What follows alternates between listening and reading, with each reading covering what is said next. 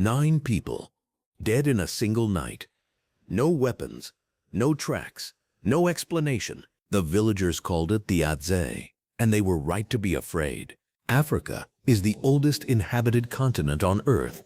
Over 3,000 distinct ethnic groups, 2,000 languages, and mythological traditions stretching back before written history.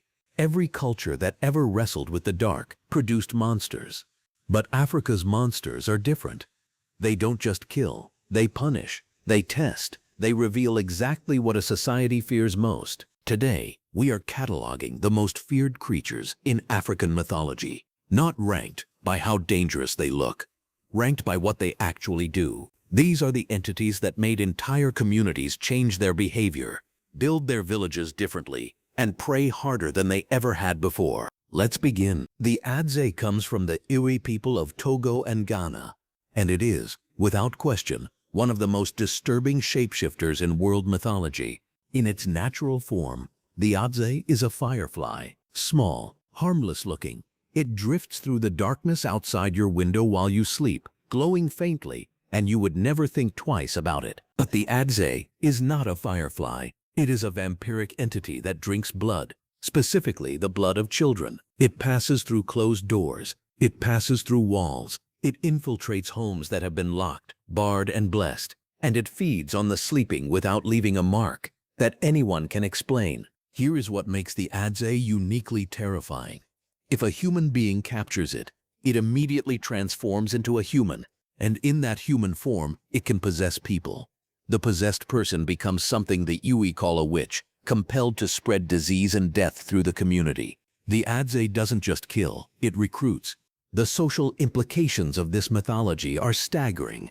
When children fell ill and died without obvious cause, which happened frequently in equatorial West Africa, where mosquito-borne diseases were epidemic, the Adze provided an explanation. But the explanation required a human host. Someone in the village was harboring it. Someone had been touched. And so the mythology, in a tragic historical pattern, fueled accusations, community fractures, and the persecution of people already marginalized by illness or unusual behavior. The firefly glow was not innocuous. It was the last thing the Adze wanted you to see before it was too late. If you sleep with your bed raised on bricks, you may be protecting yourself from the Tikoloshe. This practice remains common in parts of South Africa today. Not because of superstition, because the Tikoloshe is understood to be short and it cannot reach you if your mattress is elevated. The Tikoloshe, known also as Tikoloshe, is a small, hairy water sprite from Zulu and Xhosa tradition. It is summoned deliberately by a witch doctor called an inyanga, or by a sangoma, who has turned to dark practice. The person who summons it gives it instructions: harass this neighbor, make that person sick, drive this family out of their home. What makes the Tikoloshe disturbing is not its appearance, though accounts describe it as somewhere between a baboon and a small man. What makes it disturbing is its loyalty. It does exactly what it is told. It is not a random monster, it is a hired one. Someone in your community chose to send it after you. The Tikoloshe can make itself invisible. It can speak. It can eat, drink, and engage in interactions that make witnesses doubt their own perception of reality. Reports of its activity describe victims waking with unexplained bruises, objects moved in their homes, the sense of something sitting on their chest in the night, a phenomenon now recognized in sleep paralysis research, but understood then as the Tikoloshe at work. To protect yourself, you needed a sangoma, a healer, a diviner. You needed medicine made specifically for your situation, and you needed to figure out who had sent it and why, because the Tikoloshe was never the real problem. The person who summoned it was. The Gubahali is not well known outside of West Africa. This is an injustice. Among the Kiplia people of Liberia, the Gubahali is described as a massive reptilian creature, crocodilian in form but far larger than any living crocodile, capable of swallowing a canoe whole. It inhabits rivers and deep water, and it is not a random predator. The Gubahali has intelligence. It watches, it waits, and it specifically targets people who are behaving carelessly or arrogantly near the water. The mythology here encodes something brilliant. The Gubahali is the river's enforcement mechanism. Communities near waterways depended on those rivers for survival. Fishing, transportation, water, reckless behavior near the water, wasteful fishing, polluting sacred areas, failing to perform the proper ritual acknowledgments before entering could bring the Gabahali. This is African environmental mythology functioning at full sophistication. The monster is not arbitrary. The monster punishes specific behaviors, and the community behaviors it discouraged. Taking more from the river than you needed, failing to respect the ecosystem, happened to be exactly the behaviors that would have destroyed the resource base those communities depended on. The Gabahali is enormous. It is ancient, and it remembers every face that has crossed the water since before your grandfather's grandfather was born.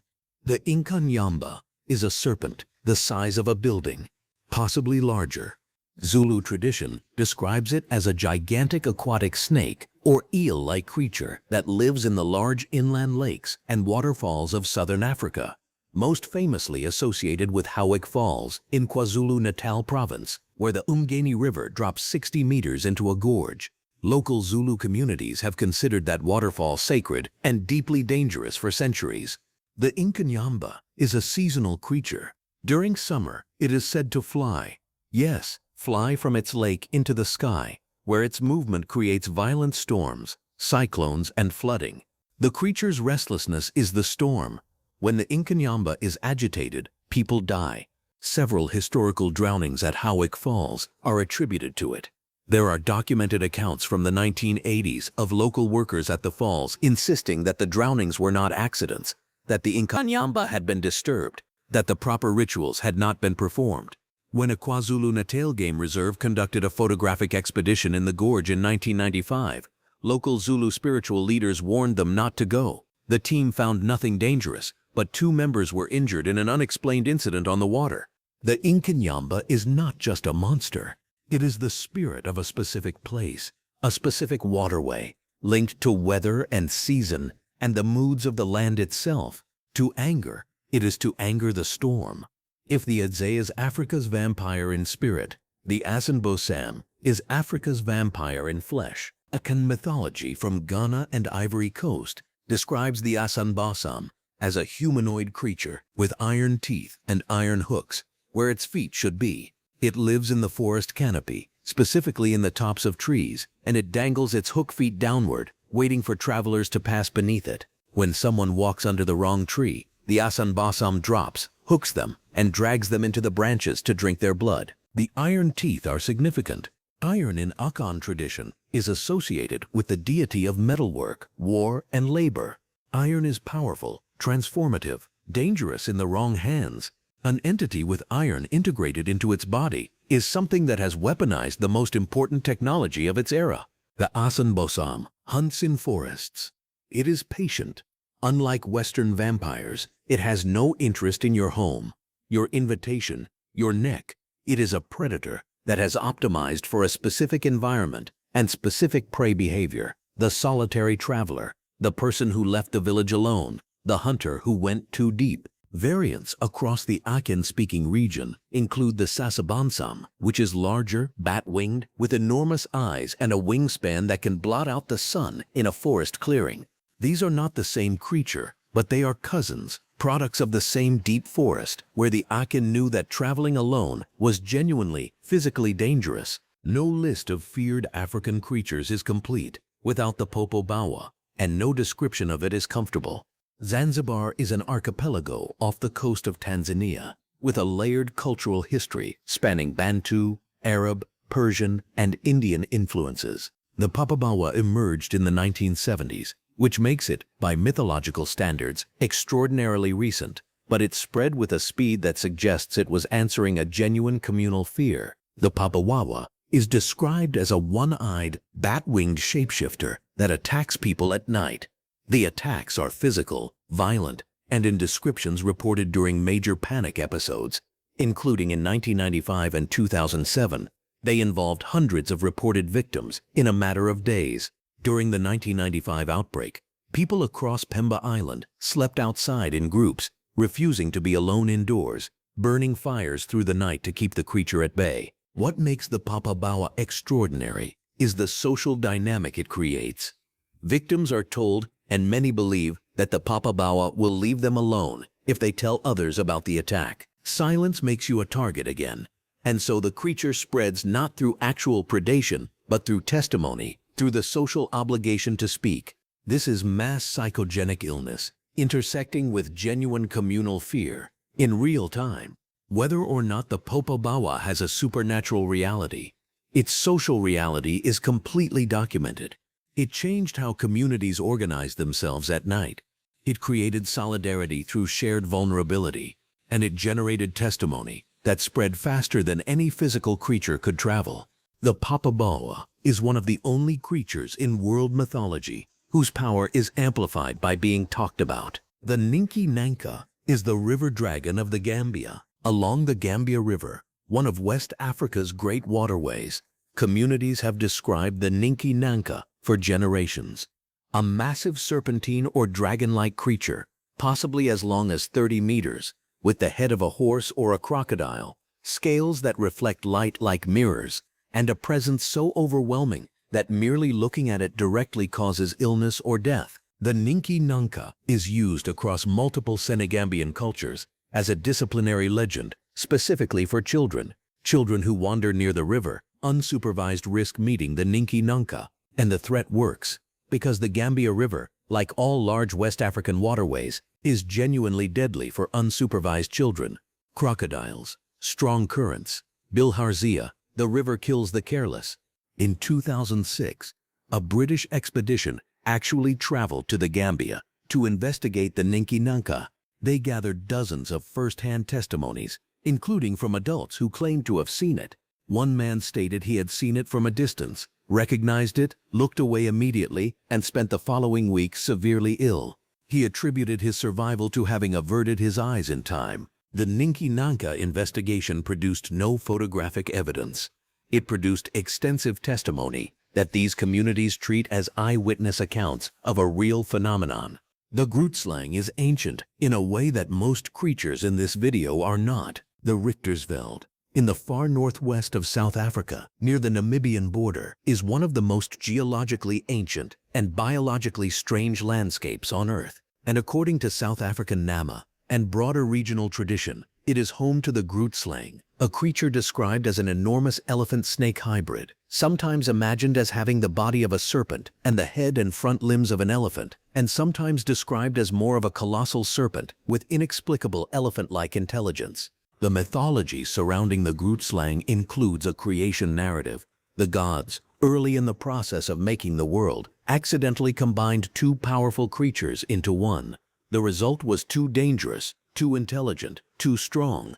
The gods separated them, elephants here, snakes there, but one specimen escaped before the separation was complete. That original creature, the Grootslang, has been alive ever since, dwelling in a cavern deep beneath the Richtersveld, where it has accumulated enormous treasures, diamonds, gold, because it has been there since before humans. The Richtersveld is, in geological fact, one of the most mineral-rich areas of southern Africa. The mythology of the Grootslang and its treasure may encode a very old memory of that fact. Anyone who enters its cave does not return, or they return changed, in ways that cannot be explained. The Abada is not a predator in the traditional sense, but it belongs on this list because of what it represents. The weaponization of a body, described by communities across Central Africa, particularly in regions that are now the Democratic Republic of Congo. The Abada is a unicorn-like creature, but only in the most superficial sense. It has two horns, not one, set asymmetrically on its head. It is not white and ethereal. It is large, dark, dangerous, and the horns are lethal. In most traditions, the Abada's horns have antidotal properties. They can neutralize poison. This made them extraordinarily valuable, but the Abada does not give them willingly. To obtain an Abada horn, you had to hunt and kill a creature that was faster, stronger, and more aggressive than anything you were likely to encounter in the same forest. The cultural weight here is around value and cost. The most powerful medicine requires the most dangerous sacrifice to obtain. The Abada makes that principle literal. Its body is pharmacy and fortress simultaneously. And every community that knew about the Abada knew that the antidote to death by poison was guarded by something that could kill you in a completely different way. The Impundulu, the lightning bird, belongs to Zulu, Ezo, and Swazi tradition, and it may be the most visually spectacular creature in this entire video. It is described as a massive bird, roughly human-sized or larger, with plumage in iridescent black and white, and the ability to summon lightning and thunder. When the Impundulu beats its wings, storms come. When it strikes the earth, lightning strikes with it. The sound of thunder, across multiple southern African traditions, is the Impundulu in flight. Like the Tikoloshe, the Impundulu can be controlled, enslaved, essentially by a witch. The Impundulu becomes a familiar, bound to a specific female witch doctor, and passed down through generations of that bloodline. It serves her, it attacks her enemies, and crucially, it drinks blood, making it both storm entity and vampire simultaneously. The Impundulu's weakness is fire, a common element of African protective mythology, and salt. Communities that feared it used specific herbs, maintained specific household protections, and were deeply wary of women known to possess unusual powers. What distinguishes the Impundulu from a simple monster is its beauty. It is magnificent and terrible in equal measure. It does not lurk. It announces itself in lightning and thunder. You know it is there. You simply cannot stop it. Every creature in this video was generated by a culture that needed to explain specific, real dangers without access to germ theory, meteorology, or forensic science. The result is a mythological system of extraordinary sophistication. The Adze explains childhood death from disease in a world with no microscopes. The Tikoloshe explains social conflict and interpersonal harm. The Inkaniamba explains seasonal flooding and storm weather. The Ninkinanka keeps children away from dangerous waterways. The Grutslang encodes geographic knowledge about mineral wealth beneath specific terrain. These are not superstitions. These are explanatory frameworks built by intelligent people observing a real world, assigning cause to real effects, and transmitting hard-won wisdom in the only format that guaranteed it would be remembered, the format that makes people afraid. Africa's monsters are not fantasies. They are solutions, and they are still working. If this video left you wanting more, the next one goes deeper into a single entity that influenced every water spirit tradition across an entire continent. Subscribe, you will not regret it.